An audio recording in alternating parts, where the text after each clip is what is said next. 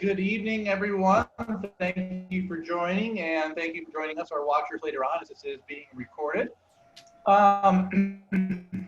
Just as a general rule of thumb for the webinar, as we get started, let's all make sure that if we're not a presenter, we have our microphones muted.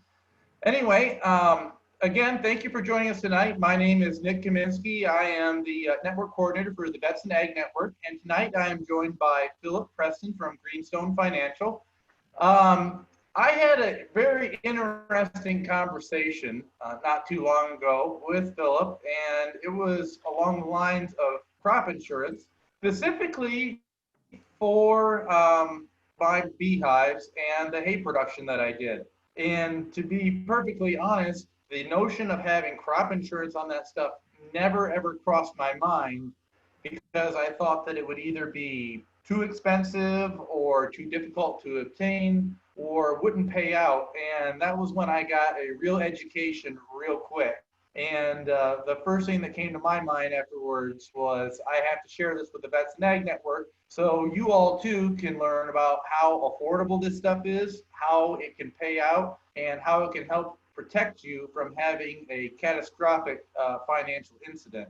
So without further ado, I'd like to turn it over to my guest, Phillip, so he can give us a little introduction about himself and teach us a bit about crop insurance, how it applies to us, how affordable it is, and how it can pay out.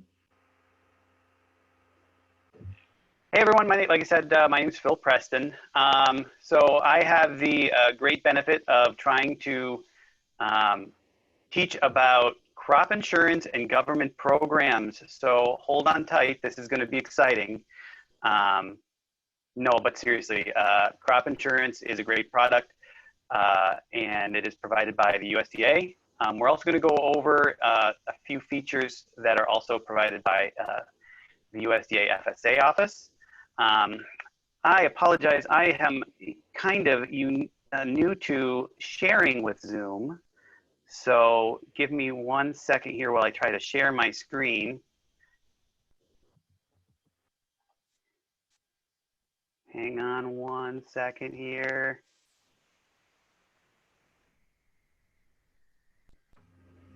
Okay, is everybody seeing my my screen here? Beekeeping Crop Insurance 101. Nick, see it? Good.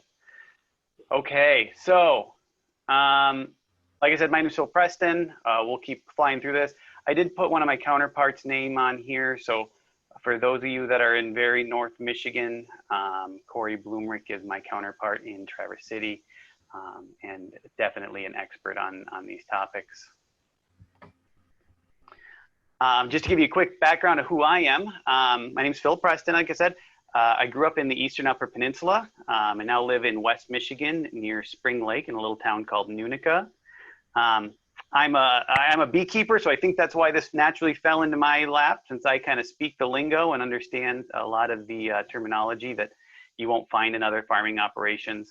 I graduated from Lake State with a bachelor's in environmental management and a minor in analytical chemistry. And I've been in crop insurance in multiple roles since 2015. I started out as a crop insurance adjuster and quickly moved through some underwriting, and now working through Greenstone as one of their fruit and specialty crop specialists in crop insurance. So definitely a mouthful. Currently, my primary crops that I insure, which I hope to add beekeeping just by the nature of getting more folks involved in the program, but currently fruit is going to be apples, blueberries, cherries, and peaches. I also have a host of vegetables that I help insure, all through the USDA programs. A lot of folks already know who we are, since we are so heavy in the agricultural world, but a lot of folks, I'm still surprised, find out that they don't know who Greenstone is. Greenstone Farm Credit Service is one of America's largest rural lenders. We're a co-op based in Michigan, but including some of Northeast Wisconsin. We're headquartered in East Lansing. We have over 24,000 members. That data's probably a little old. I bet you it's higher now. And we manage over $9 billion in assets. We are a crop insurance, or we are a financial lender, predominantly to agriculture and rural country living. You will find that we offer a lot of other financial products as well. We aren't your standard banks. You're not going to walk in and open up a savings account with us, but we definitely participate in very fair lending. On our crop insurance side, there's 36 of us with over 300 years of combined experience. My team, the team and I manage 5,000 policies, $40 million in gross premium, and we have over 60% of the whole farm revenue policies that we manage. So we definitely specialize. We've segmented into 3 groups. We have the fruit and specialty team, which is myself and a few others. We have our livestock and dairy team, and we have our row crop team. So there's somebody in my group that can answer questions about something you have. What is federal crop insurance? And Nick, while we're going here, if you see a worthwhile question that is that pops up in the chat or something, if you could just read it off to me or slow me down. Otherwise, we'll try to grab all those questions at the end. So if you think it's pertinent to wait, I'll kind of rely on you to make that judgment call. Sure. And I've got the chat open, so if any of you do have a question, feel free to drop it in and I'll address them as they come. So we're going to talk about 2 different crop insurance products, for lack of better words. There's 2 major branches of the USDA that participate in this. The first one is the Risk Management Agency. It's a USDA branch specifically designed for what we're going to call multi-peril crop insurance or traditional crop insurance. This is one you've probably not heard of because RMA works in the background. They create the crop insurance products. They price the crop insurance products, but the delivery is through private agencies, private insurance agencies that share the risk with the USDA. And then it is sold through private agencies like Greenstone and myself. What we've really seen here that's just kind of great is in the last 2 major farm bills, the USDA is finally listening that corn and soybeans are great and they're a great farming operation, but they're not all that's out there, and that we need to start supporting a lot of our specialty crops. So we're starting to see a lot more support and a lot more policies roll through for things like honeybees and hoop houses and you name it. And Michigan's getting a big benefit of that because we're the 2nd most diverse agricultural state in the nation, only 2nd to California, and we don't need a full Western seaboard to do it. So it definitely take a lot of opportunity out of this USDA programs since we are kind of poised to take advantage of the specialty. Greenstone and the Greater Farm Credit Network definitely lobbies on the behalf of our specialty growers. So anybody that's got something out there that's not working, we often find the opportunity to sit down and work with them and then and get that over to the USDA. And we've seen plenty of changes made because of Greenstone. Okay, this is where I'm gonna get a little snarky on everybody. As we go in, I want a couple disclaimers. Crop insurance does not replace good farming practices. And I know most of you know that, and I probably don't even need to say it, but crop insurance is a safety net after good farming practices couldn't prevent Mother Nature from issuing you harm. So I encourage you to know your crop insurance product. I encourage you to farm to the very best of your ability. If you are in a crop insurance situation where you have a possibility for a claim, you may be required to prove that you did follow good farming practices, and they're going to consult people like Michigan State Extension when they don't know the answers to that. So your local networks are going to be consulted for good practices. Now that said, there is plenty of room for conventional practices, organic practices, and transitional organic practices. That doesn't disqualify you. It just means that you have to have a plan. You have to follow good farming practices that are generally well accepted, and you should be good to go. And you'll hear me bring this up more and more as we kind of work through this. I want to bring up the concept of knowing your paperwork. A lot of these products are predicated on your historical situation, and not all of them, but most of them are. And so keeping good historical records on your way through here are going to be very important. What was your production? How can you prove your production? How much, how many hives, how many acres, how many pots did you generate that production out of? And then do you have the sales records to show it? Can you print the receipts? Can you show the third-party interactions? When you're actually in the season, were you following your cropping plan? Did you treat for issues? You know, Varroa, of course, is one of our major topics these days. And if we have a colony collapse that results in production loss or something of that nature, the question will be asked, how did you treat Varroa? And it'd be great if you popped open your sales receipt or your purchase receipts and showed them right where you purchased your treatments, and then also showed them your notebook that said, here's the days I applied and how many days they were on, and we followed the label. Very, very important process. Again, if you're in organic, same process. You have a plan, you follow it, keep on the paperwork. I just can't stress that enough.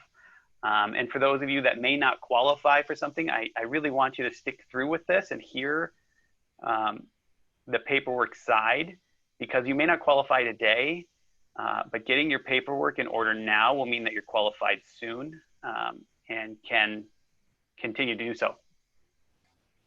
So real quick, Phillip, now since we're on the topic of maybe not qualifying today, but planning for it for tomorrow, we have a question coming from the chat, and it says, what scale are we addressing this? Does it apply to just a hobby beekeeper without a farm, or is it only relevant to a working farm? Now, I think this is a good moment to go ahead and stress that if you go down to your USDA FSA office and you register your farm, you'll find that your farm can be incredibly tiny and still register as a farm.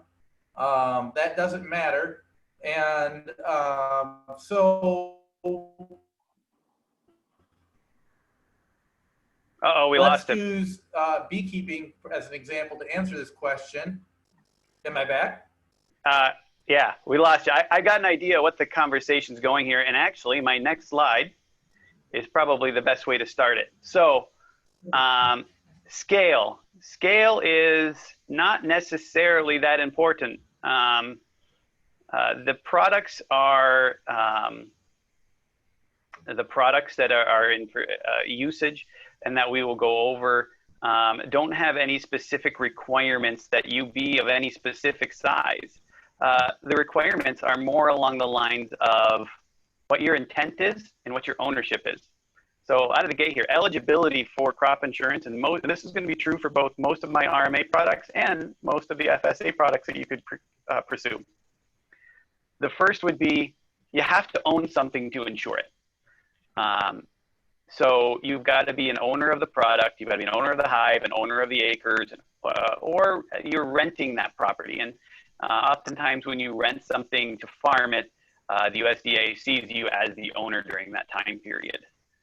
So maybe you're a corn farmer who doesn't own a single acre, but you farm 1,000 acres. Because you're paying that cash rent or paying some sort of rent, that counts as ownership. You have to have risk. The risk here in the example would be you own the property, but you let someone else farm it. Well, you don't have the risk on the farming operation. You know, you're collecting rent, but don't have any existing risk. You have to have the intent and the ability to grow the crop. And so that's going to follow up in the claim side. Is they'll let you have the crop insurance, but at the end of the day, if you weren't equipped to grow the crop, then, and in this example would be beekeeping, then you're going to miss out here. So I would say that, you know, empirically speaking, crop insurance is for people attempting to grow and sell a crop, regardless of their level. A hobby beekeeper that is running a hobby production operation to sell the product, even at the hobby level, is still absolutely qualified. And they're going to see a reflective cost in their premium. And a 6,000 hive commercial operation, 10,000 hive commercial operation will also see benefit to these products and will see a reflective option in the premium and costs. Because really the costs are associated with that per unit level, whether you're insuring 10 hives, 4 hives, 6,000 hives, it's going to be kind of at that hive level. Or when we're talking about other crops, per acre, per head, things of that nature. Okay, and so crop insurance is generally subsidized. So not you, the owner of the insurance policy, are not going to be paying the full rate of the premium. The government is going to step in and pay, the USDA is going to step in and pay a portion of that for you. But to earn that subsidy, you have to go down to the FSA office and you have to sign a document called an AD 1026. And this is a conservation compliance document. And basically you're saying that you're going to follow good conservation practices. And the FSA can explain that document to you a little bit more, but it's to be honest, it's usually just a step that has to be done that doesn't, and once it's on file, it's on file. You may never need to step into the office again for years to come, unless you're wanting to participate in one of their other programs. Does that answer the question? Well, send a follow-up if that covers it quite yeah. well. Send a follow-up if you have any more questions on it. All right. Okay, what are we going to cover here? Crop insurance policies. I have these in two different colors. So the, let's see here, we'll try this. The first policies here, crop insurance policies, apiculture, RI, shortened to API, and then whole farm revenue policy. These are two policies offered by the RMA branch and would you purchase through someone like myself. These other ones down here, we have NAP, ELAP, and this one is one I really want folks to take a moment and look at because this is live right now and deadlined. This is the Coronavirus Food Assistance Program, and honey production is a part of that. And this is a way for a producer to make a little extra money right now in a hard time. So we're going to pay close attention to that on the way through. So first, let's hit the RMA products. Hey, Phil, quick question for you. Are you advancing slides on your computer? I am. Are we not seeing them? I don't know if anyone else is, but I am not. I'm seeing Nick, I think if you turn the video off on your camera, you'll be okay and you'll start seeing. Okay, very well. Thank you. Okay, so we're seeing the color wheel arrows, yeah? Yep, you're all good. Okay. So just a real quick thought, we've got the term you'll see a lot is this MPCI insurance cycle, or MPCI, that's multi-peril crop insurance. You kind of want to say Mother Nature crop insurance. We're not insuring anything other than what occurs naturally to your product, wind, storms, hail, things of that nature. And we'll go over that a little bit more. Ironically, in a few cases, market price is considered a natural fluctuation, but failure to be able to find a market is not. So we want to make sure that we got that differentiated on the way through. But yeah, we're going to go through application. Something that everyone needs to pay very close attention to in the process is the applications are deadlines. Since these are USDA programs, there are times to sign up. And if you've missed that deadline, you're not allowed to participate in the program for one whole year. We have our reporting areas. Depending on what type of program you're in, you're going to have different types of reporting. If we have a loss, many of the programs require you submit a notice of loss, so a crop adjuster can be brought in. You have the adjustment process and then a payment loss. Something I want to point out is crop insurance is going to be a little bit different than you're used to as far as insurance. Claims are a little more often, a little more expected, and you will not be kicked out of the program or you will not see your premium rates change because of a claim. This is not going to be your average homeowner's insurance or something of that nature. Okay, so apiculture rainfall index, API. This one is for beekeepers. This one is a unique product. It is definitely not your average insurance policy. Maybe why we haven't even heard much about it from many folks. It is a system-based approach. Rather than ensuring your actual product, or rather ensuring your bees and hive, you're ensuring that you get the opportunity to get the product. So you're ensuring rainfall, and that your system, your normal apiculture system, your forage, available nectar and pollen, will theoretically be affected by a lack of rain. I don't want to say the word drought, because drought normally brings to mind also wind and heat. This is specific for rain, rain need. And what it does is you're going to be given a grid area. We'll go over this in just a second. And in that grid area, you're given an average rainfall, and we'll jump to the next slide here. So the grids are set up by NOAA, and they are 1/4 latitude by 1/4 longitude. So you are going to have a grid that your hives are based in. And then they're going to use the rainfall data since 1948 to 2 years before the actual insurable year in that grid to determine an average rainfall. Around here, it's actually closer to 17 by 12 miles, kind of in that neighborhood. But we can definitely pull up a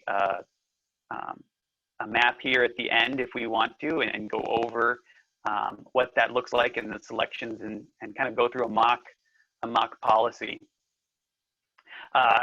NOAA monitors the rainfall inside that grid, and if it fails to reach the percentage of your insurance coverage, then you have a potential for a claim payment.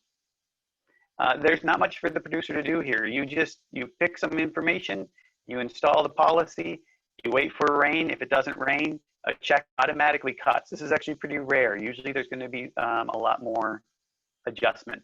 We'll keep going on, and this will start to make a little more sense. So a producer needs to select a few options for this crop insurance program. First, they need to determine what grid their hives are located in, and they provide the USDA with how many hives are there, how many hives they want to insure, and that will determine, you basically give them a latitude, longitude.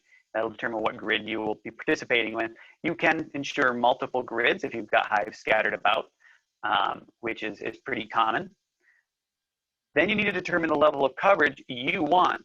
So you can insure from 70% of the average rain all the way up to 90% of your average rainfall in 5% increments. So you can do 70, 75, so on and so forth. And then you need to determine what months you want to predict that rainfall in. And so you may say, I want 90%, which I highly recommend that you look at the 90%. We'll go over why in a minute.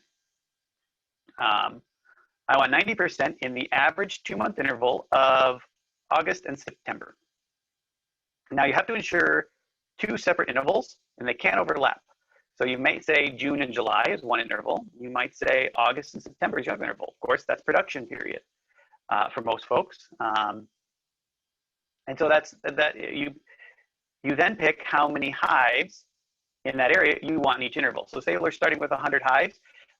You can put a maximum of 70 of your hives in one interval, and you can put a minimum of 10% in another interval. You can pick as many intervals as you want that are available. They just can't overlap. And so, maybe you've got a 70-30. What's unique about this is we have the rainfall data, and we can actually look backward in time and see your average rainfall history and how it's performed in that area, and actually tell you if you participated in the program up till now, what it would have done. So I ran it on my location, and if I participated in the program since the beginning, I would be running at a 1.8, which means that for every dollar I put in, I would have got about $1.80 out, which just shows, I'm not saying that's a guarantee in getting funds from the program. But what that's showing is that the program does have value and it is worth evaluating. Let's keep, well, I think this is a good place to stop and kind of cover over, because we'll jump into another program here after this one. The goal here is to ensure what your opportunity is. And so they're going to set a price for that hive. How's that work? Basically, they say each hive is worth about $110. You can tell them you think your hive's worth more, so you can insure up to 150% of that number. If you fail to get 90% or whatever percentage you selected, they're going to take that percentage of that hive and the percentage of missed index, and they're going to pay that value to you. So if you're 10% down, they're going to pay you 10% of the value of that hive. If you're maybe coming in at 80%. And we can run some mock trials here at the end if people want to see how this actually works, and maybe we can even run like a Nick's apiary or something like that. Nick, any questions flowing in? No, I'm just excited to find out how much money I've been missing out of if we use my apiary for an example. Yeah, well, we can definitely do that. I was going to do it right away, and my program crashed here. So it'll take me a second to get that all logged back in and fired up here. So I apologize. That seems to be the theme for the evening. It seems to be the theme for the day. And I apologize if I'm being a little rambly. I did tell Nick and everybody that this is my 7th Zoom call today due to a large number of conferences. So yeah, it's just getting to be one of those at that time of year, I guess. Okay, so apiculture, the rainfall index, it's pretty straightforward. You're insuring rainfall during the times of the year you think are important. If you miss that rainfall, you're going to get a payment. And the idea here is that you're either replacing the potential loss of flow, so the honey that you didn't get to produce, or you're actually replacing some of the costs associated with feeding the bees and replacing some of that forage that they didn't get. So you're not going to, again, insurance is never going to make you $1 million. What it's there for is as a safety net to kind of cover some of those costs or those missed opportunities because of failed rain. What I like about it, straightforward, easy. It's not hard to figure out. What I don't like about it is it's just rain, which we can all say is just a small factor about what the overall coverage is. Doesn't wrap its arms all the way around your operation like you'd like. And that's what this next product does. This next one is wildly variable in price and guarantee, and it's going to be specific to each operation. I really like this program. I think this program has its sights set on a true safety net concept and making sure that farms are resilient and successful going forward. And I really want to stress that resiliency. This program is designed to make sure that you have a predictable level of income from your revenue every year. So whole farm revenue protection, what is it? This is the first, and it's still in its pilot phase. So it is pretty fresh, pretty new, and it's still getting its wings, but it's done really great. And we've had it for a number of years now. It is the first crop insurance product that was publicly made nationwide. It's tailored to everyone. There is almost no crop, and I want to say this specifically, it is available to every federally legal crop. So read between the lines there. We just even got hemp available for it since that was added on the last farm bill. So it's the first thing I can give a grower that wraps its arms around everything they do. What it's attempting to do is guarantee that you have a specific amount of revenue based on your historical operation. Now we're going to get into the paperwork conversation again. What can you insure? You can insure the lower of your current year's expected revenue. So let's talk about 2021. what you're going to see the word verifiable there. That when you see the word verifiable, that means paperwork. So what you're going to do is you say next year in 2021, I've got X number of hives. I can produce X number pounds of honey on average based on historical averages, and I usually sell it for this amount of money on average. And we can, if you don't have paperwork, we can start filling in the holes with national data and things of that nature. But the more you have, the more you can give me, the more I can tailor this and make it right for you. So the lower of next year's expectation on all your crops in your operation. So maybe you're selling honey, maybe you're selling wax, maybe you're selling honeybees in packages or nukes, maybe you're selling queens, maybe beekeeping is just a portion of your overall operation. You've got hoop houses, you do tomatoes, you do kohlrabi, maybe you do hemp. Whatever you do is going to get wrapped up into this whole policy. So that's your projection. So it's the lower of, or your historic revenue from your previous 5 years of income. And this is generally kind of a good litmus test of where we get this data is from your Schedule F on your tax records. On line, well, a couple lines go into, but line 2 is the most important one in that group. Now, if you're a beginning farmer rancher, I need 3 years and what they call the lag year. So in this case, 19 is my first year. I need 19, I need 18, and I need 17. I've got some ways to get rid of the other 2. And then 20 is what we call your lag year, because you haven't filed taxes for 20 yet. But essentially, whatever the average is. Now, in your history, if you've got some rough spots, right? So maybe your historic average isn't great because of 1 or 2 bad years. We have some ways to smooth that out. We've got some revenue adjusters that either let us throw out a year or adjust the year to make sure that it is reflective. And if you're growing, there is a way for us to project forward too. So if you can show year over year growth. But what you're allowed to do then is say, I want to guarantee, depending on the number of crops, you can go all the way up to 85% if you have 3 or more crops. And each one of those crops has to make up a significant, a recognizable portion. It's 16.1% is the trigger of your the revenue it's bringing to the table.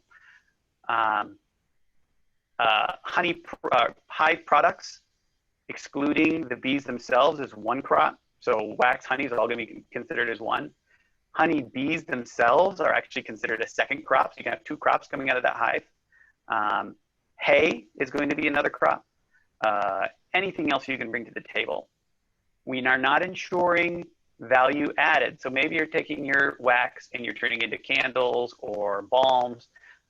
We got to back the benefit that you're gaining from adding the value to that crop and get it back to actual wax. We're still ensuring that raw product though. We're not excluding those. We're just not ensuring that value added that you brought to the table. And then once we get the lower of that, one of those 2 numbers, either your projection or your 5-year average, you can pick to ensure 50 to 85%. Everybody gets the option of 50 to 75%. If you can get me to the 3 crops, I can get you to 85%. I will say the 80 and 85% of your revenue is a little more on the expensive side, unless you really have a lot of crops. You max out at 5 crops for discounts. Now, Phil, I got a quick question for you from the comment section. Would royal jelly production be considered in the same category as honey wax? Yeah, so absolutely, it would. Really, what there's 2 definitions here. There is selling, and a lot of people don't see honeybees as livestock, but that's how they're going to be classified. So we have selling the animal and selling the animal product. So we could put that over almost anything: selling sheep, selling wool, selling cows, selling milk. Yeah, anything that's generating out of the hive as a production product, excluding the actual animal, is 1 crop. We still define that out when we make our report. We still say, oh, here's how much honey we do, here's how much wax we do. But when they add it all up at the bottom, it's a single crop. So yeah, good question. But But yeah, the other thing that the whole farm does is it lets you have multiple policies. So you can have a whole farm revenue policy, and you can have that apiculture policy we talked about before this. And you can get up to 50% discounts. Essentially, they take whatever the liability, whatever the risk you're covering with the apiculture, and they apply that risk coverage towards your whole farm revenue. This only works for RMA products. So if you buy something from FSA, they're not going to give you a discount. It's got to be an RMA other product. But they'll give you up to 50% off on the whole farm product, meaning that they recognize that you're covering a little bit of your risk. So you'll start to notice that this policy loves diversified risk. So you have a single crop, it's going to be more expensive. You have 2 crops, less expensive. You have 3 crops, less expensive. You have 5 crops, because you're managing some of that risk for them. You can have a complete loss on one of your crops and maybe not still have a claim because you've managed some of the risk. So it recognizes that. You've diversified your risk schedule. So you've got other crop insurance policies that are protecting you. So it's going to count any payment you might have got towards your overall revenue, but it's also going to recognize that you don't deserve to pay the extra premium because of that as well. It's going to give you a discount. Like we said here, higher discount rates for more commodities, higher subsidies are available in this product. So the government's putting a little more on the table on your behalf. Where, like we said, we can insure things we've just never been able to insure before.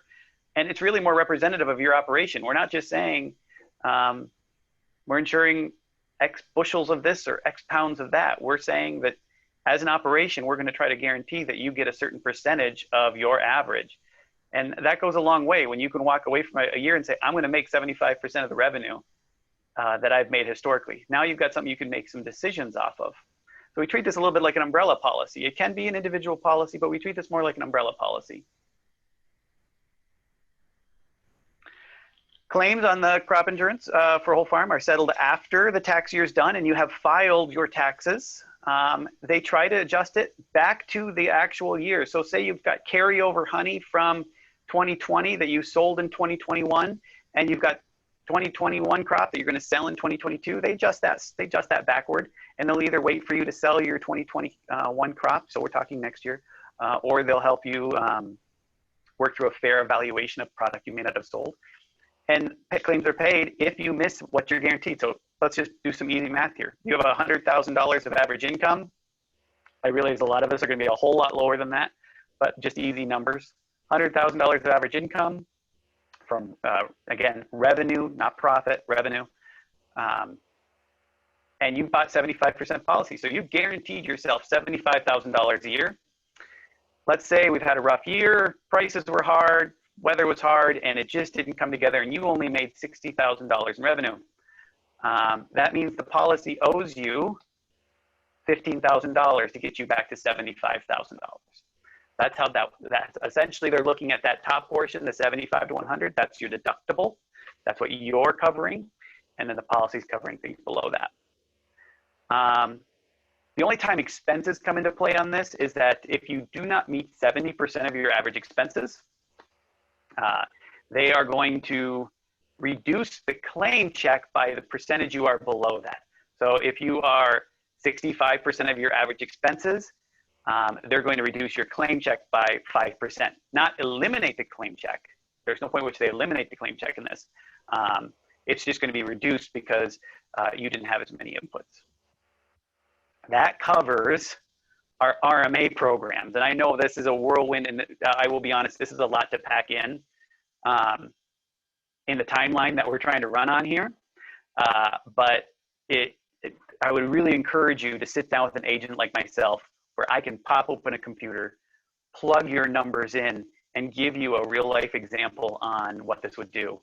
Because you will have some premium to put into this. This isn't a free program, but I think a lot of folks find a great deal of value in it.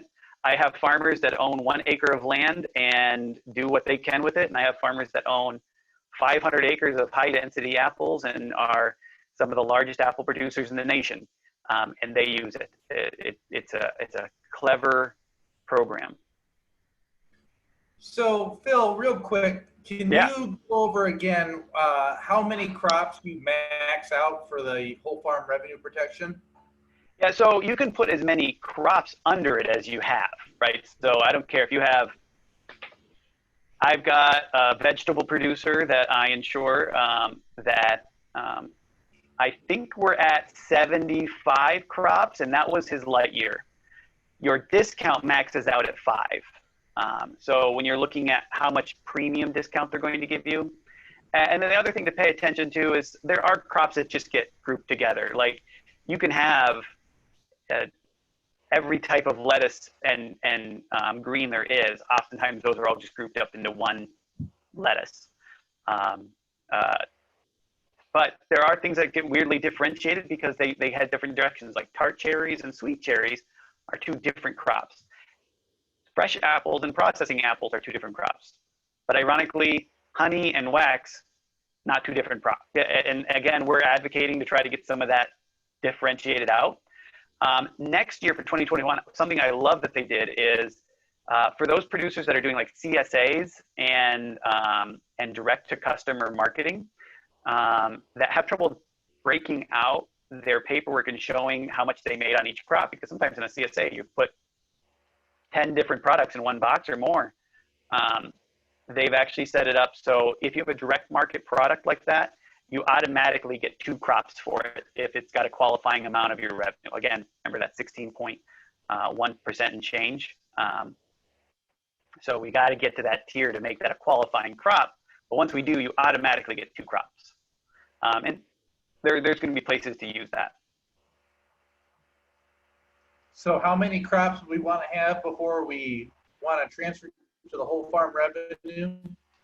I would say regardless of how many crops you have, price it out and see if it's got the coverage for you. And let's do the projections, because each crop is also individually actuarialized. So essentially they're putting a rating on that and how risky it is. So some crops are quite inexpensive in the product to insure. So I'd say 1 crop is good enough to go look at, not necessarily optimizing your potential as far as pricing goes, but I've got plenty of customers that have 1 crop with whole farm revenue. When I get to 2 or 3 crops, I rarely have someone tell me no on the product. Usually the pricing at that point just makes sense. I think the few folks that have told me no are fully under glass or under plastic hoop house operations that really just feel pretty comfortable with their risk management. Although I think even they are looking at it this year saying, yeah, I controlled a lot of risk as far as disease and hail and Mother Nature, but coronavirus and the whole mess threw a lot of volatility in my pricing market, and pricing wasn't there. So it was, I've got a lot of questions regarding it this year. Okay, yeah, because that was the next question I was going to ask you, is because it seems to be a real advantage for when you have incidents like the unplanned global pandemic, and that's going to protect us because it's protecting our revenue and not just the crop. Yeah, it really, I mean, it gets down to the nitty gritty of why we farm because we love it, but we farm to make money. And this is what that's protecting, that it's protecting the farm as a whole, right? So that's why I like this product. And I admit there's sometimes it's just too expensive for someone's setup, but we won't know until we put those numbers in the computer and say, here's the county you live in, here's the crops you're growing, here's the history, here's what number we can get to, and here's how much that's going to cost you. So again, so something I want to point out for apiculture, the deadline to sign up for the apiculture product, the first one we talked about, is November 15th of this year. So next month, if you're not signed up by that deadline, you're not going to be able to participate for any of the intervals in 2021. For whole farm, there are 2 deadlines. Most folks are going to fall underneath the primary deadline, and it's based on when you file your taxes, and most folks are going to be a calendar year filer. If you're a calendar year filer, you sign up for this by March 15th, this coming spring, so March 15th, 2021. So that's your deadline. If you are an early filer, your deadline is November 20th. And if you're thinking about having whole farm and apiculture, we're going to have that conversation at the same time anyway, because they work together and you'll get discounts from the apiculture for the whole farm.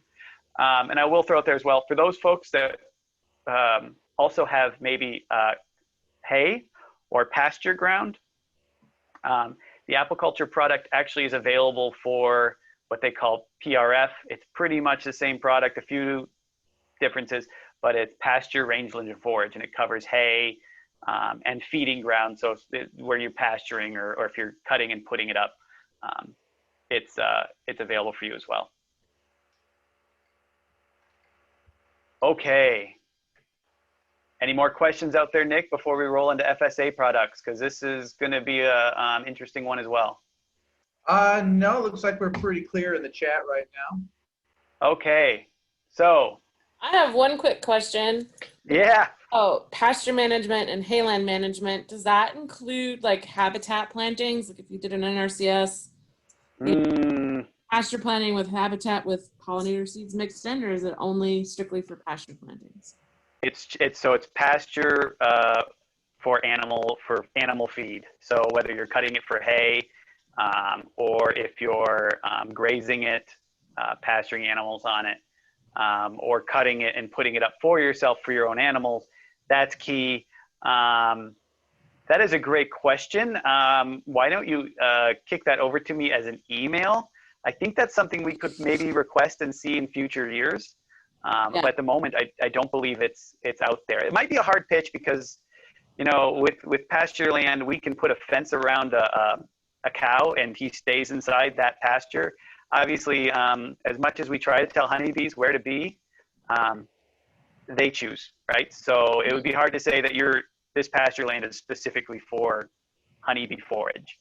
Yeah, I'll follow up with you, and I'll also pull in National Sustainable Ag Coalition, because you can make the case that it's forage for livestock if the bees are considered livestock. So I don't disagree, but yeah, we'll want our ducks in a row, and we can maybe advocate for that. That'd be interesting to see what we could do with it. I see, that's why I like doing these. Weird, kind of cool questions come up like that. Okay, USDA Farm Service Agency. I want to clarify, these are not my programs. I am not your industry expert. I can point you in the right directions. I can give you some good basic information. I can talk about the interactions between my programs and their programs. But this is something that you will ultimately need to sit down with an FSA technician about and evaluate those products specifically for you. I'll give you as much information as I can. And ironically, for anybody that is interested, Ottawa County FSA has offered to sit down with me tomorrow. So I wish it was today, but tomorrow I'm sitting down and we're going to be specifically covering all of these programs specifically for beekeepers. So after tomorrow, I'll hopefully have a few more pieces of information available. Okay, non-insurable crop disaster assistance program, how they get NAP out of that. I guess I can see it, but NAP. NAP, so beekeepers don't have a traditional product. So whenever there's a non-traditional product in my program, NAP is available for that program. So corn does not have a NAP option because corn is, well, and I shouldn't say that. Any county corn is insurable in does not have a NAP program. But there are counties in the UP that if you could prove that you grew corn up there, you could have NAP. Now there are some counties that, but long story short, NAP is available for anything that doesn't have an insurance policy for it in that county. And NAP does cover table honey and non-table honey for human consumption. And essentially what you're doing is you're going to work with NAP to with the FSA office to establish your average production per hive. You'll certify with them at the beginning of the year. So I believe the deadline for this one is December. You're going to establish with them at the beginning of the year how many hives you intend to go. You're going to establish what your average production rate is on those hives. And they're going to help you set up a guaranteed amount of honey production out of that hive. Usually, if you have another crop, you can usually request it. They have the right to say no, but honey is one of those ones that's already in there. And so you go to your local FSA county office and work with them to get this established. We'll keep chugging through here. So out of the gate, there is what's called a 50-55 program. And we have this program over in our world too for certain crops. It's called a CAT policy, or a catastrophic policy in my world. In FSA world, it's called the basic policy. Essentially, you're guaranteeing yourself half of your average production per hive. And it's going to be 55% of the market price that they set. Market price is going to be based on a lot of factors. Obviously, when we get too much commercial honey going on, that's going to drive the price down a little bit. But I don't think that's nearly as important as just getting value on those pounds that you might miss. And essentially what this is going to do is, if you miss your honey production in any one year, and you're below 50% of that average per hive, they're going to come back and pay you for each missed pound. So each missed pound that gets you back to 50%. At that level, there's only a fee. There's no actual premium associated with it. There's just a fee to participate. And if you are qualified as a beginning farmer rancher, that fee is waived. So then you can actually have this policy for free while you're qualified as a beginning farmer rancher or a veteran farmer rancher. And there are some cases where you can also qualify as a limited resource or a socially disadvantaged farmer, depending on your financial status and kind of your background. So you can choose to purchase more, and that's going to involve a premium. Premium goes from, you can choose a 50-100. So the only thing you change there, same number of production, changes. Now you're getting 100% of the price. So you've increased that rate of pay that they're going to give you for every missed pound. And you go all the way to 65% of your average yield. And there, I'll show you the calculation to kind of give a quick math on how to figure that out, but you need to know their price to get the price, and that's going to be county specific. But yeah, you can guarantee yourself 65% of your average production per hive. It is important to say per hive, because maybe this year you did 20 hives, and next year you're going to do 10 hives, or however you're going to play that out. That rate is going to be based on that per hive that you're actually certifying that you're going to have in 2021.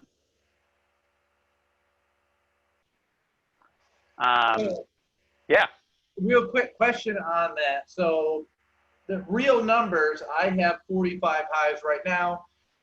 We are about to transition to our winter yard in Arizona, and when everything's said and done, we come back, we plan on having 100 or more hives. Yeah. So at what point in time is it prudent for me to try to ensure what I have vice what I project having? Yeah, so in December here, you're going to go sit down, or do it before December. You're going to sit down with your FSA technician, and you're going to tell them your projection. You know, I'm going to have X number of production hives next year. But you're going to also at that time red flag for them. But winter is coming and plans are coming, and I don't know what that's going to land out like. And so then you have 30 days, well, and I better double check that. It might be less than 30 days to correct with them anything that actually happens.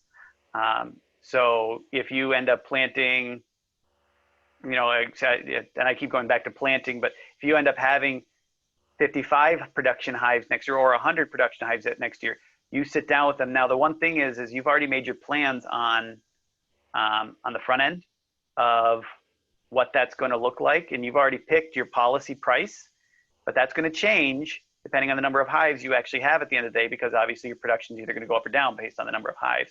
So you need to be prepared to cash flow an increase that might be intentional or unintentional. So make sure you're factoring that in the back of your brain and have that conversation with your FSA technician. Does that answer the question? Yes, it did. Thank you. Good. We're covering, again, we're not covering, this doesn't count. Neighbor kid down the way took his 4-wheel truck and went skinning around my field and knocked over my hives, and now I've got a loss. That's not an insurable cause of loss. All these programs are insuring Mother Nature and what Mother Nature brings to the table. So make sure you understand your eligible causes of loss. Obviously, freeze, hail, too much moisture, too little moisture, earthquakes, floods, volcanic activity, you name it. If it's Mother Nature, it's in there. Even diseases that are in there, so long you can show that you followed good practices to try to prevent that disease from affecting your crop. And that you followed whatever that appropriate practice is. So if you're certified organic, you're going to follow your organic plan. If you're conventional, you're going to follow the conventional good farming practices that are out there to make sure that you've done all your due diligence to prevent the disease.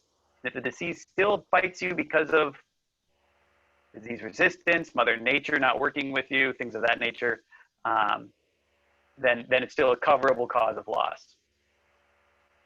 Now, when it comes down to these things that are coverable causes of loss, like disease, how do we document this in order to make a claim? Right. So good question. In any case, whether you're talking about my products, with the exception of apiculture, because apiculture just NOAA, NOAA does the claim filing for you, essentially. But in the whole farm revenue product, any other crop-specific product, and in NAP, the moment you perceive the loss, you have 15 days to notify them. That 15 days has a funny thing about being a little loose, but I won't never encourage you to abuse that number either. And you're going to let them know there is a deadline, I believe, for NAP. I believe it's the March of the following crop year. You have to notify them by. And then an adjuster is going to be sent out to review your records. And this is, again, we're going to get on my, you've got me on my soapbox again. You're going to have to show that adjuster verifiable third-party records to show your crop. So your actual sales, maybe you're running a square, your cash till, receipts, things of that nature are going to be important to be able to show the adjuster, here's how much production I produced, and I'm not hiding any.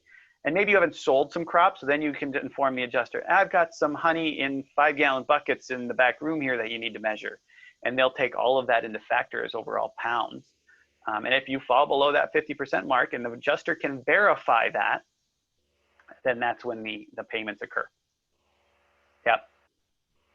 And for whole farm revenue, adjuster is going to come out, use those similar records, sales records, to back out old crop, back in new crop, figure out what your overall revenue is, and determine if you're below on your revenue. For corn crop, that's insuring bushels. For apple crop, that's insuring bushels, blueberries, pounds. Each one of those things is going to be evaluated. Great, thanks. Okay, so NAP, the fee to participate is $325. That gets you in the front door and gets you that basic policy. For producers that qualify as beginning, limited resource, socially disadvantaged, or veteran, or farmer or rancher, that fee is waived, and the premium for any buy-up is cut in half. So you get 50% of the premium as long as you qualify for that. And these things do time out. So they're essentially trying to get you off the ground, get you that safety net while you're vulnerable. And then they're still going to give you a great price once you're out of that program, but you're going to have to come to the table with the full price the producer would typically pay. The way that they determine what your price is it's going to be the cost of the $325 plus essentially whatever that overall final guarantee is times 5.25%. So they're going to take number of hives times average production times whatever percentage of that production you want to insure, 65%, times 5.25. That's going to be what your premium is. And so it can be very reasonable when you actually math it all out and realize that you are setting a safety net that you will not fall below and still have value, and you'll still have value for that crop. So then again, when you're trying to set up a budget, you can say, I know that I'm going to make this much revenue based on my business. And I always tell folks when we're looking at this, I don't care if you're selling honey, if you're selling apples, or if you're selling canoe rides down the river. If you can guarantee what your overall income is going to be year over year, that gives you something to budget and plan for. as you predict your future growth. Okay, possible benefits. I know we've already talked about these a little bit. Beginning farmer rancher, veteran farmer rancher. So beginning farmer rancher in my world is your first 5 years of real life farming. I always say real life farming because if you're a hobbyist before this and you weren't selling stuff and you were just playing, that doesn't count. Doesn't count if you're below the age of 18 while you were doing it. Doesn't count if you didn't own at least 10% of the business. And doesn't count if you were going to college while you were also farming. So that's an important distinction. But if you're a beginning farmer rancher, you get discount. Now, some things that catch people off guard. You've got an LLC. It's you and Dad's been farming forever. Beginning farmer rancher is based off of your least qualified candidate in the group. So if it's just you, that's going to be your information. If it's not just you that owns the operation, then it's going to go off your least qualified candidate. So if Dad's involved, Mom's involved, somebody else that you're farming with has been very, that's a part of the business, not necessarily sharecropping. If you both have your own businesses and you're sharing, different story. But if you're together in a single business, then it's your least qualified candidate. Veteran farmer rancher in my world is a very similar product. It's for anybody that's been discharged from the military and they're specific the way they say this. So it is in a discharge or release that's anything other than dishonorable. And that essentially gives you 5 years from when that occurred to participate. And it's the exact same program as beginning farmer rancher. In fact, sometimes I steer my veteran farmer ranchers to beginning farmer rancher because they may have been outside for more than 5 years before they fired up their business. And it keeps us from having to apply for both programs, veteran farmer rancher for maybe 1 year and then beginning farmer rancher for the next 4, when we just know that beginning farmer rancher will be 5. So both are good though. And then both programs do have socially disadvantaged and limited resource farmers. Each program's different, so I don't want to stand on a soapbox and tell you what all those are. We would want to evaluate that for each program, and you'd want to evaluate that with a technician at the FSA office to determine if you qualify. Those are your front end. So everything we just talked about are your front end. Need to sign up before it happens insurance policies through myself, the RMA office, Risk Management Agency at the USDA, and the Farm Service Agency. That is something you need to be pre-prepared for. You need to sign up before a deadline. You need to participate in. But there are other things out there right now for honeybees, and I want to make sure you're aware of them. ELAP. This one's a unique one. The Emergency Assistance for Livestock and Honeybees and Raised Farm Fish Program, ELAP. This is for honeybees specifically, this is for die-offs. So you overwinter a bunch of hives, and Mother Nature throws a couple curves at you. You had your Varroa under control going in. You did all the right things, and you still lost hives over the winter, which we all know is a reality. If you lose in excess of over 22% of your hives, the program will pay you a pretty substantial amount by location and county. Last I looked at it, it was more than enough to purchase a package and everything that goes with it to get that hive back up on its feet. For anything that's greater than 22% of your hive loss. So if you have anything more than 22% hive losses, every hive after that is qualified for direct payment. This is a payment program that is not something you sign up for beforehand, but I do recommend being pre-certified down at the FSA office and pre-certifying all of your stuff with them. And I think that's going to be a final topic here, is to get yourself enrolled and involved in the programs. Even if you're not participating actively in one of the programs, having your stuff down there and certified for free is important.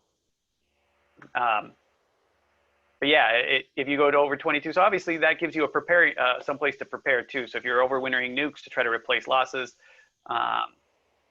things of that nature, this gives you a way to try to kick that back. It's not just replacing colonies though. I should be careful on how I say this, is colony losses. It does have hive losses as well. Hive losses are going to be an example of pretty much the same situation, but we've destroyed not just the colony, but the woodenware and the structure to go with it. So if we've had really substantial winds, this is really designed more for the southern states and hurricanes. So that's kind of the idea here is your apiary just got taken away, then it's gonna help protect that. And it's also going to help with purchased feed for those lost hives. So if you've over purchased and now you don't have all the hives, or you've kind of dug too deep in, or you've got stuff that's going to go bad, it can kind of give you a kickback. I don't see these last two used very often in Michigan, but the ELAP program for colony loss is being used in Michigan, and I know a couple growers that have used it. And we're not talking the 6,000, 8,000 hive operations. We're talking the guys that are doing 20, 30 hives and trying to hit that sideliner hobbyist neighborhood. So I have a quick question regarding the conditions for hive loss. In any of the programs that we talked that cover hive loss or damage, is bear predation part of those conditions? Well, let's find out. So for colony and hive losses, adverse weather events are your loss conditions. So we're looking at this came right. I literally copy and pasted this right out of their program fact flyer.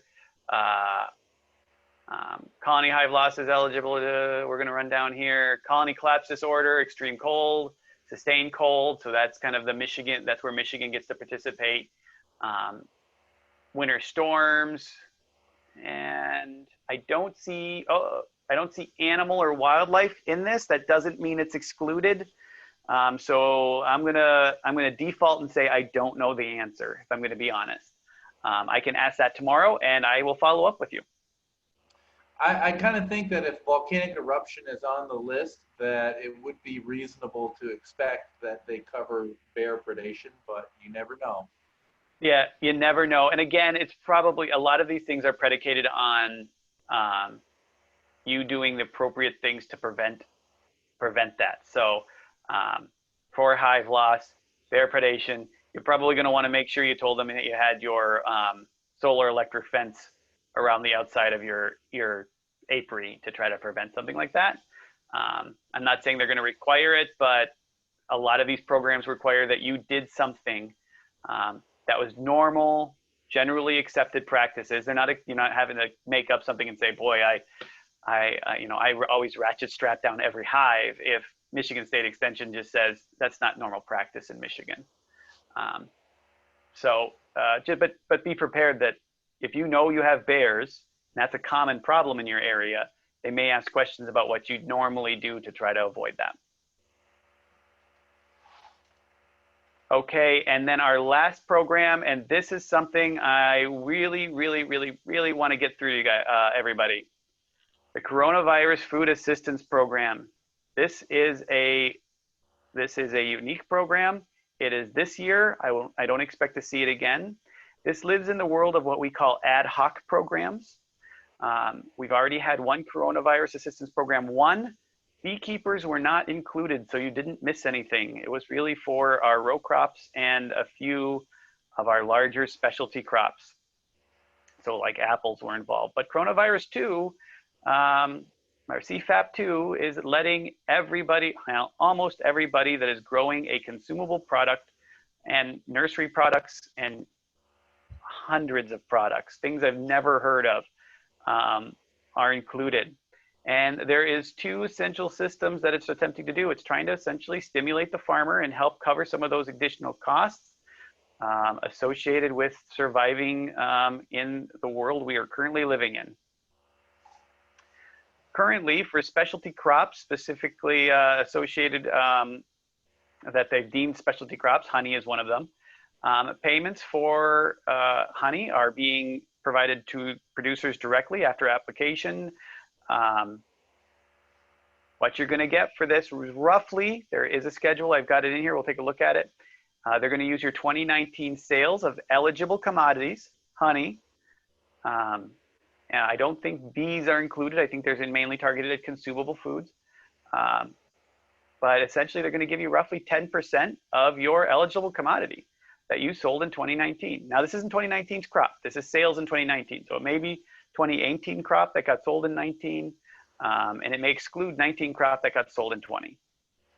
But if you go online, there is an Excel spreadsheet you can download that will help you determine what your eligible sales would be. For those of you that did not produce a crop in 2019 or do not have verifiable records as a farming operation for 2019, they will use your existing 2020 sales up to the day you applied. So you do still have the opportunity to participate. Again, this is an FSA program. You need to go talk to a technician. They will help you fill out an application. And I recommend getting this application in sooner rather than later, as the deadline is going to be December 11th, but we have seen these programs run out of money before. So you want your name in there as soon as possible. Here's the schedule. So for the first $50,000 of your sales, they're going to give you 10.6% as a payment. 50 to 100,000, that's going to be 9.9, and so on and so forth. I hope some of you are out there selling $1 million worth of honey. That'd be great. But I think this is a great way to drive a little bit of extra income and help grow in kind of the environment we're in.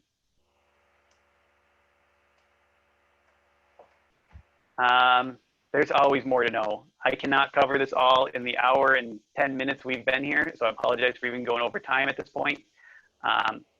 Always consult a qualified crop insurance agent. There are more than just me out there. I would love your business, but definitely tons of people out there willing to help. This is not your average insurance policy that you're going to go down to State Farm or Allstate and buy. You've got to find a qualified licensed crop insurance agent to sell that. Hopefully they know the program you're talking about. And the same is going to be true for any FSA product. You're going to want to work with an FSA technician to make sure you've got the product right.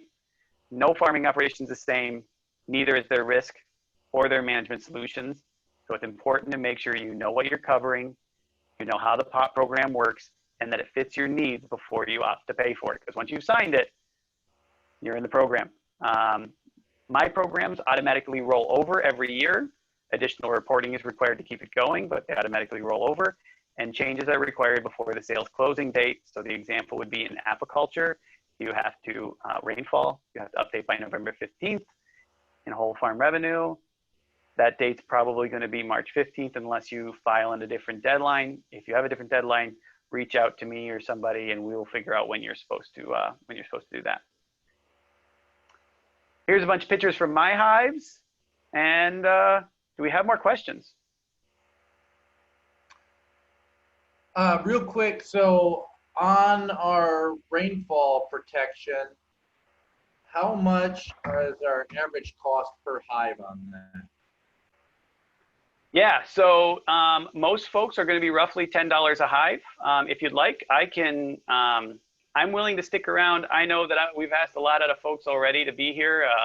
I see the number ticking down a little bit on participants, so that's fine. But I'd be willing to pull up our quoting machine here and actually work through a couple live examples. I think we can do that really quick. Since we've kind of covered most things quite well and in depth, I don't think that would hurt to do that real quick. That'd be great if you're willing. Okay. Yeah, absolutely. Give me 1 second here to get the crashed machine back up and running here.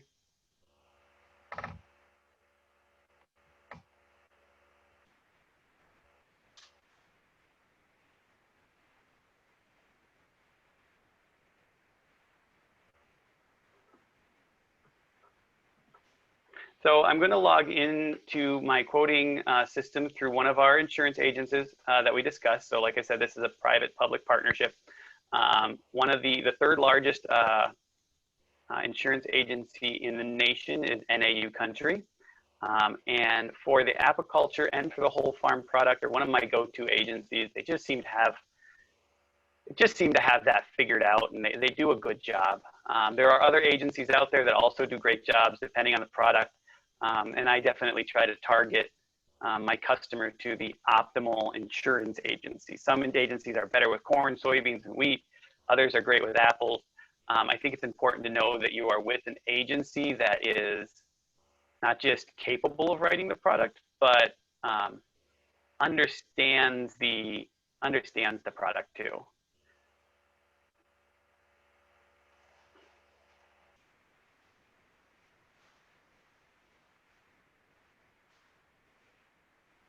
We're almost up here.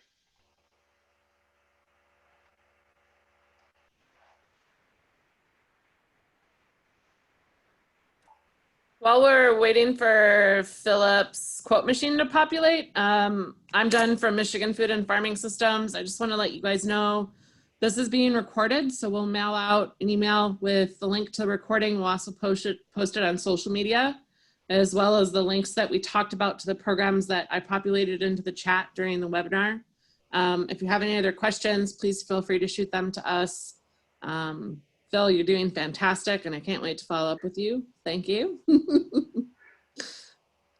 Thanks for the kind words. This is definitely, I'm so much more used to just being at a table with a bunch of folks and kind of hashing through this. So I suppose this is the world we live in now. But okay, so right now what we're looking at, and I want to try to point out what we're doing here. So Michigan, Kent County, I'm going to quote the apiculture products. So that's what we've got in here. This is a rainfall index plan, so that's what I've selected. Out of the gate here, here's all the intervals. So January, February, March, kind of runs all the way down. I'm going to be a little tricky here and target a date that I know. The level of coverage, right? So this is how much rain you are going to be you're going to be guaranteeing yourself. So 70% all the way up to 90%. Now, the lower percentage you purchase, the cheaper it's going to be. But I want to be a little clever here and say that 90% is something you really should look at. If you want to control your price, there are other places to do it. When you start lowering the level, you're reducing the amount of potential insurance. And Jen, looks like someone's trying to get in here if you want to admit them. But if you start reducing the level of coverage, that you're changing the trigger point on the claim likelihood. And the likelihood is even though you're trying to control costs, you're actually going to reduce your overall likelihood of getting a payment on this product, where you could control instead how many hives you've invested and still kind of hit that target price. Productivity factors, like I said, they have set a price for each crop, for each hive. And you're going to say that I'm going to stay out of the gate.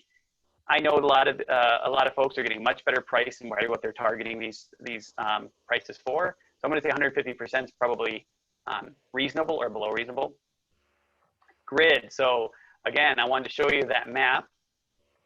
And here we are. Here's the grid. So these little pink squares are the grids that they have set up. And let's see here. Nick, I think I can probably find you. I think we're on the border. Yeah, you are. I think you are.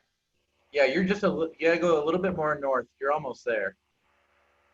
There you go. One more. Yeah. I'm on the border. That's interesting. It runs through the middle of the farm. So if we're doing your hay, you pick which side. So like say this is your hay field. I don't know your operation, so I apologize. But say this is your hay field and this goes down into here. Then we just dedicate the hay up here. But if your hives are back down in here, then they're going to be a part of this operation. But if they're up here, and maybe you pick both, because then you get maybe you put 20 hives up here and maybe you put 20 hives down here. But for now, we're going to say, I think you had your hives right about here, right? If I remember right?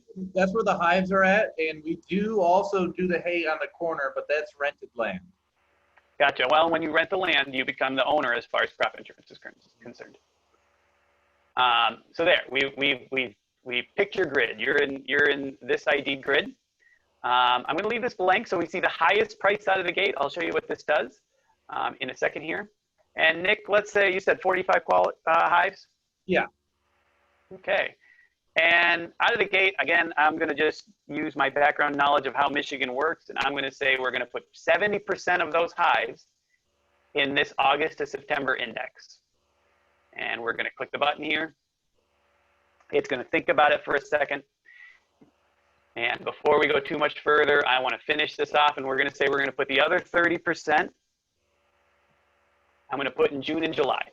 Now notice I can't select July and August because they can't overlap. So the moment I select August, September, July and August no longer become available. Okay, so this is what I can do for each one of your farms. Out of the gate here, here's all the month intervals, and it automatically populates with the last 20 years of history and what this product would have done over those 20 years. So what you're looking at is the index that actually happened that year. So June and July, when we're looking at 2001, we got a 76.5 index, so 76.5% of the average. Remember, the indexed average is 1948 through the 2 years before the year you're insuring. And so that year, every hive got paid $21.41. So and we can see all the way down all those years that would have triggered. We can kind of compile down here, right here. Here's the average. And here is the average income that came off of that hive for the last 20 years. Here's the last 5 years. In the last 20 years, if Nick had this one for this particular area, it would have given him 1.6% or 1.59% turnaround in the last 20 years. And in the last 5 years, it would have actually been a 1.9. So if Nick had participated for the last 5 years, every dollar he put in, $1.90 would have come out. Here we have 30% of the hives guaranteed in this space. So we're going to take 45, and right here, you got to change the word acres to hives. It's just not smart enough to do that. But essentially, we have 13.5 hives insured in this zone. Each one of those hives, so here is the gross premium. This is you and the government paying. Here is the portion that the government is paying for you. And here is your cost per hive. So for Nick to participate in this program, it would have cost him $7.11 per hive to participate in the program. And the government would have paid their $7.33. There would have been an additional $30 as an administrative fee for the crop. That's by crop, by county. So every crop and county you have, you're going to pay $30. If you have a catastrophic policy, they do raise that fee, but they eliminate the premium. And then over here, the other 31.5 hives are over here in this August, September. And again, we actually have, these numbers are in red because they've not been finalized, but we have the data, so we know what they're going to project here. And we can see that this very year, if Nick had had this year in August of September, it would have paid him $30 or $29.49 per hive that was in this interval. This year, the other interval wouldn't have paid him. So that one's already been finalized. We hit 98% of our average rain. But in the August, September, for every one of those 31.5 hives, he would have been paid $30. And those 31 hives would have been multiplied by 12.1. So we can just jump over here, and we can see for him to participate at this highest level possible, it would have cost him $477 to participate. And the maximum the policy could have paid him was $6,419. This would have been if there was no rain at all. And again, you can see up here, 4,493 of the 6,419 is coming out of the September and the August September interval, and then the other interval is bringing this coverage for those less hives. And we can kind of move hives in between here as we see fit. We have a maximum opportunity of 70% of our hives in one interval and a lowest opportunity of 10%. We have to pick 2 intervals. So we can move as many intervals as we want, so long we're not overlapping, and we can spread that out. But something to pay attention to here when we're in the historical thing, look here, we all know what Michigan looks like in the spring. It just rains. And when we look at the average in some of these areas, you know, we do see a 20-year turnaround in almost every one except for that April, May, right there, 0.6%. This means that it just wouldn't, I just don't foresee it being a smart move to purchase in here. Sure, it does happen, but I just don't see it being a smart move. May, June, again, I think because we have May in there and early June, you could buy it. I won't stop you, but I just wonder whether or not there's going to be quality opportunity there. But Michigan dries out often in the summer.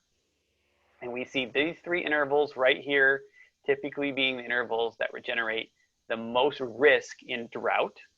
And so that's what we're seeing in this. Now, Nick, you're pretty new at farming, aren't you? Yes, I am.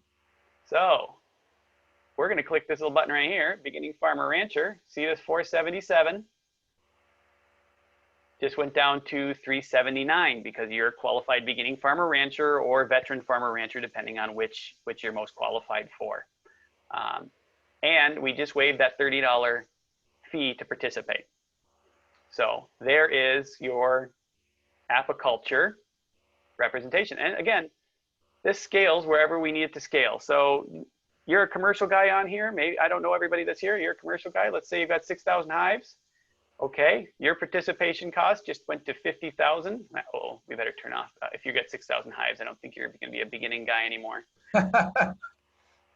So you got 6,000 hives. Now your cost is 63,000 out of your pocket, but your coverage is 8.5. So you've got quite a load of coverage here. And in fact, what I will tell you is in Michigan, there are 42 of these policies that are already being sold. Every beekeeper I talk to doesn't know about this program. So and there are 15,000 hives being covered underneath those 42 programs. That tells me that commercial guys are learning about this in other states, purchasing it in other states, and buying coverage in Michigan while they're in Michigan. That's what that tells me right out of the gate. So the beekeepers that are missing this are our hobby farmers, sideliners, and local commercial guys that are not being very migratory. Do we want to do a whole farm example?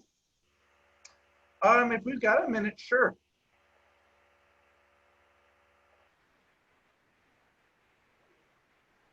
Okay, so we're going to go down to Michigan. Nick, you're in Kent County. Correct. We're going to go to whole farm revenue. We're going to say you're a calendar year filer, so you're going to be due in March.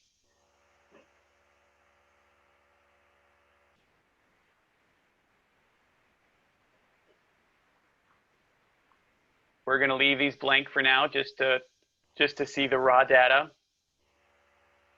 Here's where if you had the apiculture, I would be entering how much liability you were already covering, so you could get that additional discount. We're going to assume that you don't have another policy, that you're just doing whole farm. Oh, and this is going to pop up somewhere else. Hang on. It never pops up on the screen I want it to.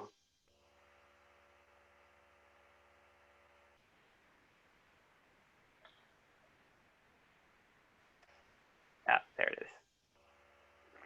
Okay, so Nick, let's assume you sell some honeybees at a reasonable rate.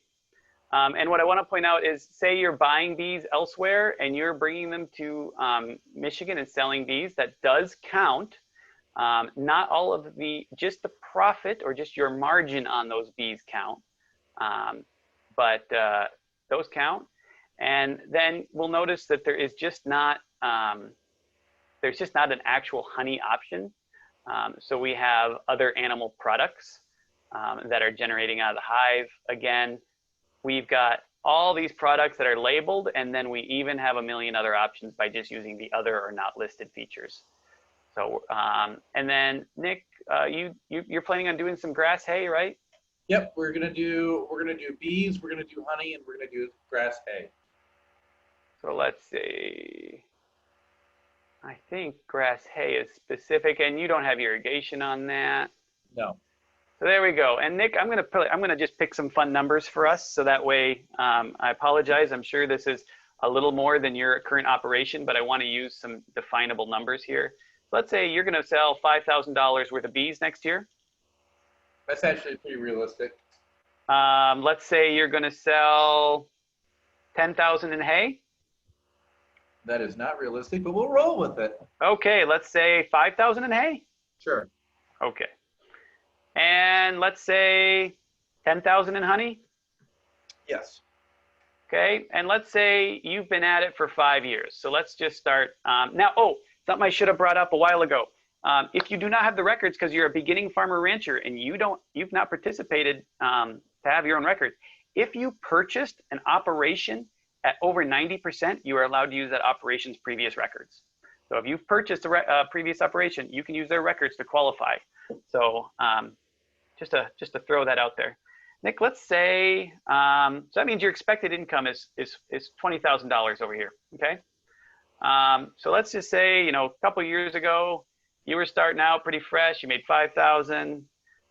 We're gonna keep climbing up the ladder here and say you started to figure out how things were working.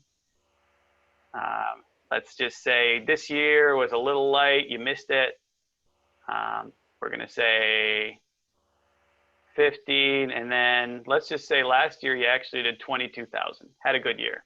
You have 3 qualifying crops. We got our 3 qualifying crops, so each one of those crops meets a minimum percentage. We've got your historical averages over here that are loading up. And then we're gonna say maybe you're indexing, and so your historic indexed income is gonna be an average of 16,000. So again, we're gonna ensure the lowest, right? 16,000, but I said we have some of those smoothers, so I can try to smooth this out and see if we can't get, oh, there it is, 18,000, that seems reasonable.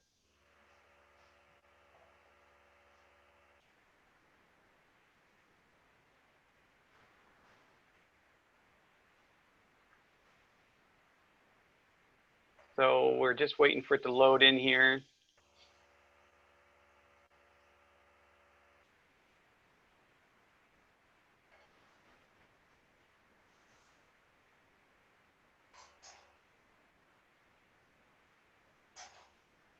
So there we go. Oh, nope. So there we go. For $300, Nick can guarantee himself $14,000, $13,950. Make sure that he is not going to fall below that level. Or we can look at this whole thing. So if Nick wants to say, boy, I'm just wanting to make sure my safety nets is at 50%, I don't want to go any lower, only cost Nick $104 to participate. Or maybe Nick says, I need 85% to cover my costs and to make sure that I open the doors again. There's 981. And then you can see here the actual coverage level. And so Nick can cover up to $15,812. If he falls below that, the policy will attempt to make him whole back to that number. But Nick is a beginning farmer rancher, veteran farmer rancher. So it's instead now going to cost him $52 to have the 50% level, and $758 to have that 85%. And you can see the range here where if you tell me you're willing to pay $52, I'm going to go ahead and kick you and try to get you up here because it's worthwhile and it's worth your time. But there you go. That is, now, again, let's throw the other interaction in here just while I'm thinking about it.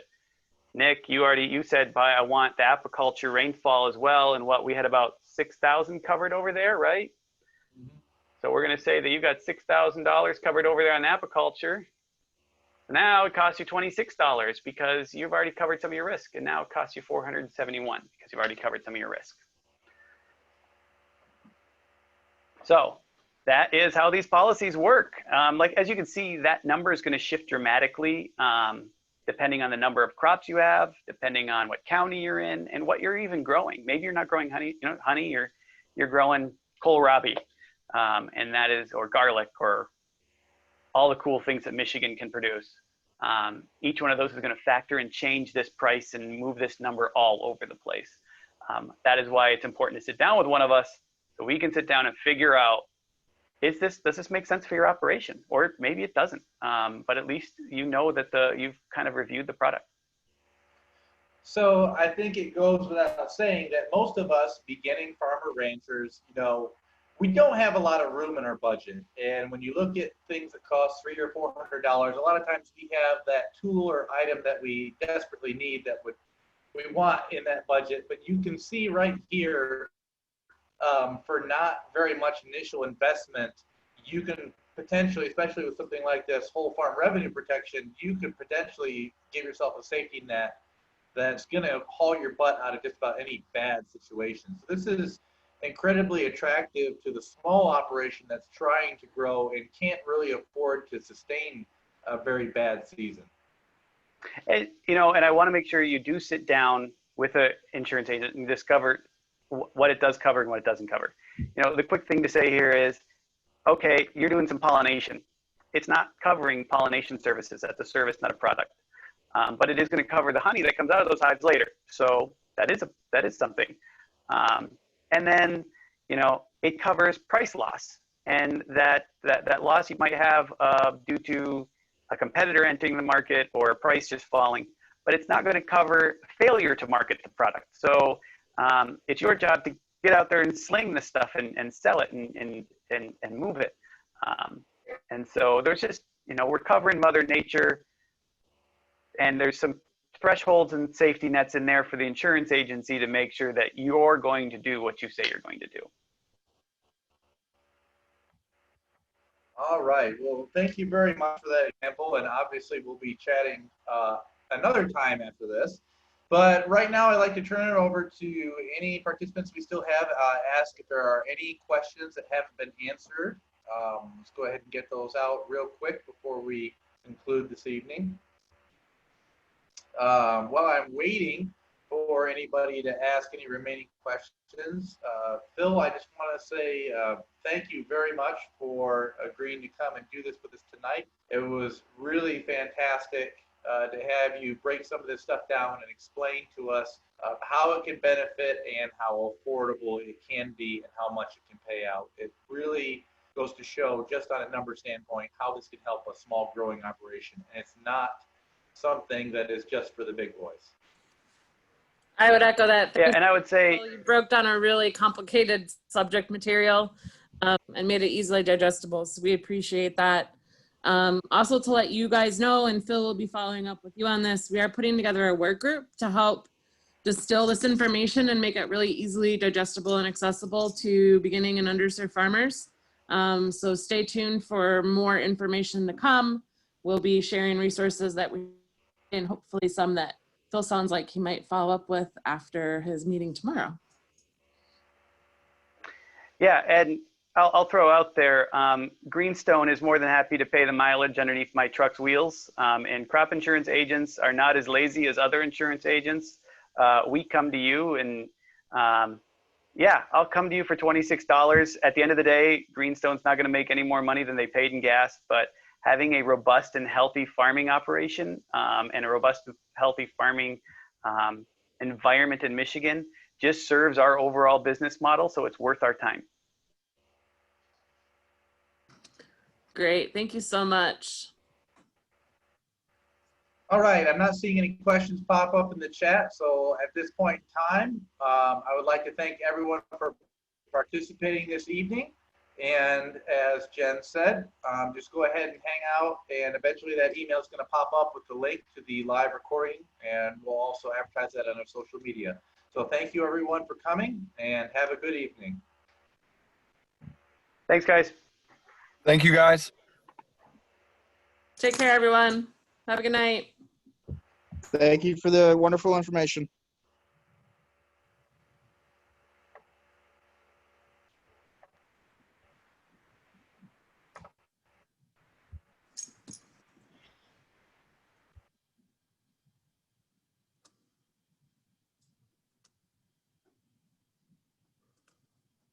I'm just lingering to see if there's any last minute questions to pop up here. Yeah, that's why I'm here still too.